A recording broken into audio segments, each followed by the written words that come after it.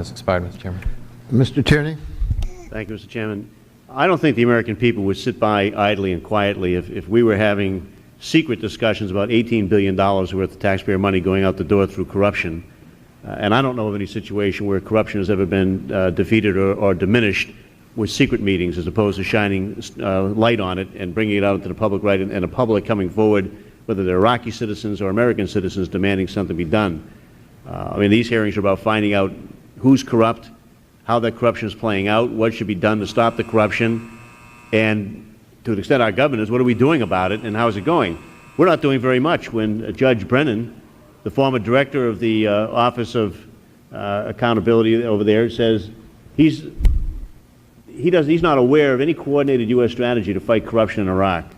When James Santel, who supervises the activities of that OAT organization, and he's the rule of law coordinator for the embassy, told us, you have a system where the coordination is lacking. And Michael Richards, the executive secretary of the anti-corruption work group, says basically he'd like to be able to say that they've done quite a bit in this area, but unfortunately they've not. Vincent Falk, who's a senior consultant in the Office of Accountability and Transparency, was the primary drafter of 2 reports issued by the OAT in December of 2006 and another in July of 2007. Those reports assessed the anti-corruption efforts of the Iraqi government, something you feel now would be just real high security risk to dissolve. According to him, these reports were not classified when they were drafted. They were not classified when they were issued. They were instead marked sensitive but unclassified. Now, both Christopher Griffith, senior advisor to OAT, Judge Arthur Brennan, the former director of OAT, as I've said, confirmed that those reports were not classified when they were issued and they were not classified when they were drawn. Are you aware of those reports? Mr. Congressman, are you aware of those reports, sir? I've only got 5 minutes, and I really want answers more than talk. I have, in the last couple of weeks, become aware of working documents prepared by OAT. Were you aware that those reports were not classified when they were drafted and issued by the Office of Accountability and Transparency? We only found out 3 weeks ago these documents, working documents, even existed. All right. And did you become aware that those reports have been widely distributed both within the embassy and with other relevant agencies by email? They were not widely distributed within the U.S. government. You say they were not? All right. Well, if they would have been, we would have known about it in my office. All right. Did you know that they were apparently distributed to others, although maybe not your office, surprisingly so? I'm unaware of the distribution of these internal working documents of the OAT. Interesting. Well, Scott Wind is the acting rule of law coordinator for the U.S. Embassy in Iraq, told the committee staff that he was asked to do a classification review of those reports shortly after this committee went and asked for those reports to be given to the committee for this investigation. Mr. Wind then told the committee he had never even done a classification review before. So why is it that when we ask for these documents, Mr. Wind is suddenly asked to review the documents for classification when he has no experience in that field at all?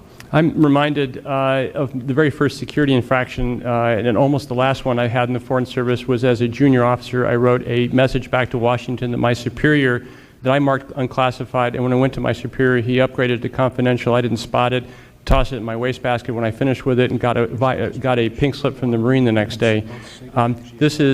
This is the responsibility of classification authority. These documents were not properly classified, and according to the embassy have subsequently been appropriately classified given the sensitive nature of the information contained therein. You know, this report, the one that you thought wasn't circulated, was first given to Ambassador Saloom and his chief of staff.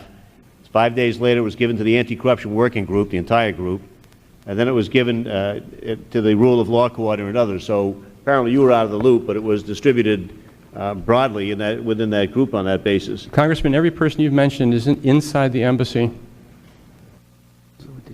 It also went to the GAO and the Special Inspector General. It did not come back to Washington. We were unaware of the existence of that report. So that's the key. As long as it doesn't come back to Washington, it can be disseminated around the embassy, to the GAO, and to the SIGAR. My understanding, this was an internal draft working document which had not been blessed as an embassy document.